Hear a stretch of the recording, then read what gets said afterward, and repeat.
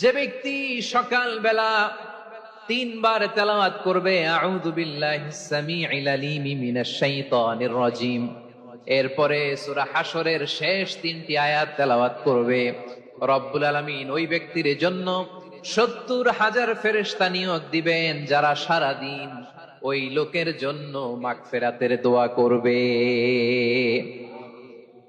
শুধু এখানেই শেষ নয়, বিশ্বনবী ফরমান ওয়া ইন মাতা ফি যালিকাল ইয়াউমি মাতা শাহীদান, ওই দিন যদি ওই ব্যক্তিটা ইন্তেকাল করে সে শহীদ হয়ে কিয়ামতের দিন আল্লাহর সামনে দাঁড়াবে।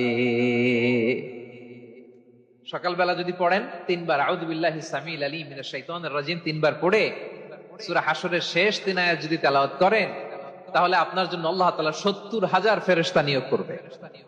সারা দিন তারা আপনার জন্য মাগফিরাতের দোয়া করবে, আর ওই দিন ইন্তেকাল করলে আল্লাহ তাআলা শহীদ হিসেবে আপনাকে কিয়ামতের দিন দাঁড় করান। সুবহানাল্লাহ, এত আস্তে। আবার সন্ধ্যাবেলায় যদি পড়েন, সারা রাতের জন্য 70,000 ফেরেশতা মাগফিরাতের দোয়া করবে। ওই রাতে মারা গেলে শাহাদাতের মৃত্যু নসিব হয়ে যাবে। এজন্য এই দোয়াটা পড়ার দরকার আছে না নাই?